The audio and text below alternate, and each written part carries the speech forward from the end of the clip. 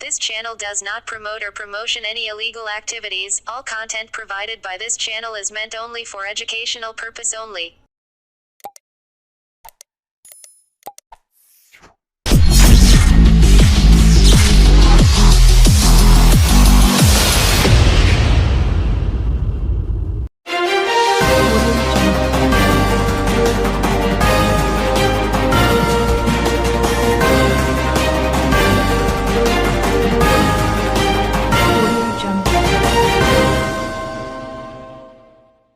আজ হুগলি জেলাশাসক কার্যালয়ে আসেন হুগলির সাংসদ রচনা বন্দ্যোপাধ্যায়।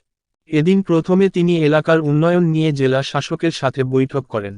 বৈঠক শেষে আরজিকর কাণ্ড নিয়ে আবার মুখ খুলেন। আরজিকর কাণ্ডে যেভাবে তাকে নিয়ে বা সৌরভ গাঙ্গুলিকে নিয়ে সমাজমাধ্যমে ট্রোল হচ্ছে তার জবাব দেন। এছাড়াও দোষীর ফাঁসির দাবি করে বলেন 500 জন সাধারণ মানুষের প্রতিবাদের মাঝে 30 জন রামবাম ঢুকে পড়ছে মুখোশ পরে, আর তারাই প্রতিবাদ ছেড়ে নিজেদের স্বার্থসিদ্ধি করতে রাজনীতি শুরু করে দিচ্ছে। যেখানে সকলের একটাই দাবি যে দোষীর কঠোর সাজা ফাঁসি হোক, সেখানে বাংলার জন্য যে মহিলা মুখ্যমন্ত্রী এত কাজ করেছে তাকে নিয়েও কুরুচিকর মন্তব্য করছে এই রাম আর বাম। প্রতিবাদের আসল দাবি থেকে সরে সাধারণ মানুষের সাথে গিয়ে নোংরা রাজনীতি শুরু করেছে রামবাম। এদিন সিপিএম আর বিজেপিকে এইভাবেই কড়া ভাষায় উত্তর দেন সাংসদ রচনা বন্দ্যোপাধ্যায়। প্রথম প্রজেক্ট আমার জমা দেওয়া হলো আমাদের চন্দননগরে, আমাদের ফার্স্ট প্রজেক্ট জমা পড়লো এমপি ল্যাডের।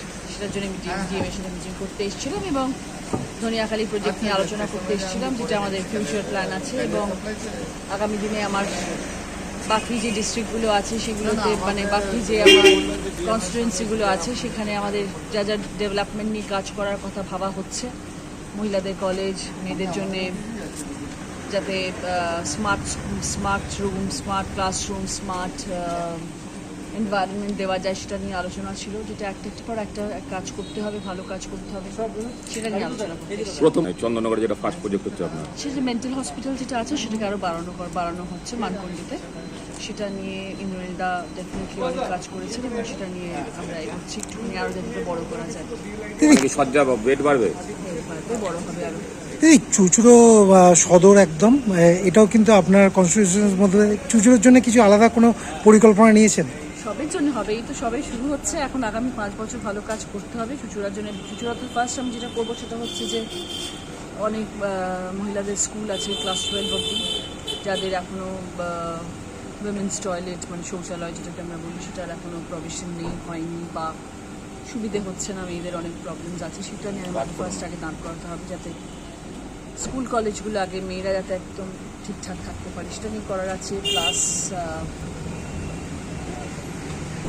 একটি আপনাদের ওপেন গ্রাউন্ড আছে যেখানে ফুটবল ক্রিকেট খেলা হয়, সেখানে একটুখানি গ্যালারির মতন ব্যবস্থা করার আছে, যাতে বৃষ্টি পড়লে বৃষ্টি হলে মানুষ বসতে পারে না, সেখানে যদি আমরা একটুখানি গ্যালারির মতন করে দিতে পারি তাহলে মানুষ একটু ভালো করে বসে দেখতে পারে, শেড থাকবে।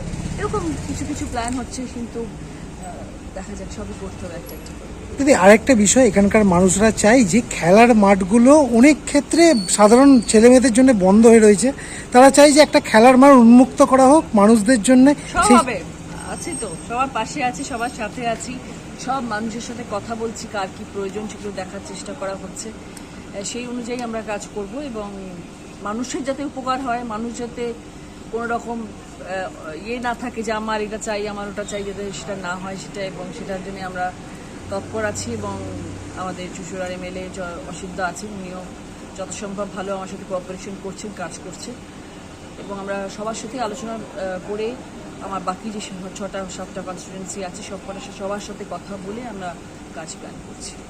হঠাৎ করে বাংলাদেশের একটি স্লোগান চলে এসছে বামেদের মুখে, দফা 1 দাবি 1 মুখ্যমন্ত্রীর পদত্যাগ, কি বলবেন? দেখুন, আমরা মুখ্যমন্ত্রীর পদত্যাগ নিয়ে বিরোধী পক্ষ অনেকে অনেক রকম কথা বলতে পারেন, আমি একটাই কথা বলবো যে আমরা সুবিচার চাই, তিলোত্তমার সুবিচার হোক, দোষী শাস্তি পাক, দোষীর ফাঁসি হোক।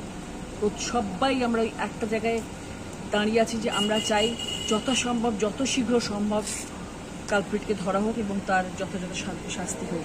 এবং আমি মনে করি আমাদের পশ্চিমবাংলার মুখ্যমন্ত্রী প্রথম যিনি বলেছিলেন, জোর গলায় বলেছিলেন এবং সবার সামনে বলেছিলেন যে দোষীকে খুঁজে বার করো এবং ফাঁসি দাও। এইটার সাথে এই কথা যিনি বলতে পারেন তার জন্য এরকম ধরনের ক্যাপশনস, এরকম ধরনের বিরোধী পক্ষরা যেরকম ধরনের কথা বলছে, এটা আশা করা যায় না। আমরা তাকে সম্মান করি, তিনি আমাদের মুখ্যমন্ত্রী, তিনি আমাদের পশ্চিমবাংলার মানুষের জন্য যা করেছেন, যা করছেন, যা আগামী দিনে করবেন, ওনার চিন্তাধারাকে আমরা সম্মান জানাই। উনি মেয়েদের পাশে সব সময় ছিলেন, আছেন, উনি বাংলার মুখ্যমন্ত্রী। ওনার সম্বন্ধে এরকম ধরনের কোনো মন্তব্য করা আমার মনে হয় না একদম উচিত বলে।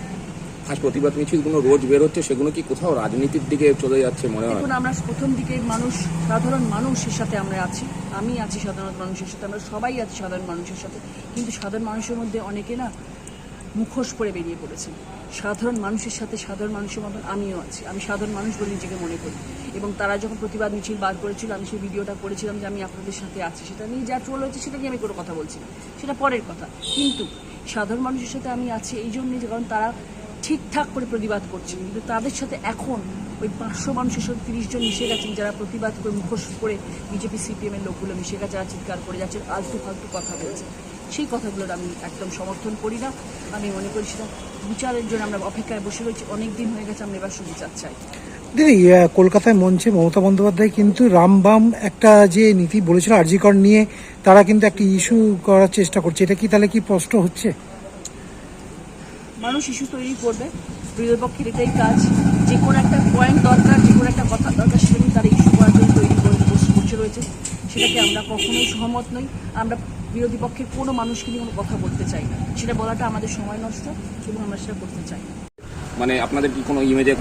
আমি যে আবার এই একই কথা বললাম, যারা আমাদের বিরোধী পক্ষ আছেন তাদের আর কোনো কাজ নেই, তারা ওই একই করে যাচ্ছে, কিছু বলার নেই, ওরা আর কিছু বলার কিছু সুযোগ পাচ্ছেন না, তাই এখন আমাদের সবাইকে নিয়ে টানাটানি করছেন, এছাড়া তো ওনার কাছে টপিক নেই। কিন্তু দিদি, আজকে কিন্তু এখন তো সৌরভ বন্দ্যোপাধ্যায় কিন্তু এই তিলোত্তমার জন্য কিন্তু নেমেছে, তা সেও কিন্তু প্রতিবাদে সরব হয়েছে। কি বলবেন? ওনাকে নিয়েও তো ট্রোল হয়েছিল, আপনাকে নিয়ে হয়েছিল। আমরা সবাই তো ওরা মানে সৌরভ গাঙ্গুলির নাম কেন আসছে আমি জানি না। মানে আমরা সবাই চাইছি যে তিলোত্তমার জন্য আমরা লড়াই করবো, তিলোত্তমার জন্য আমরা আওয়াজ তুলবো, সেখানে সৌরভ গাঙ্গুলিও আওয়াজ তুলছেন। আমরা সবাই মানুষ, after all we are all human beings.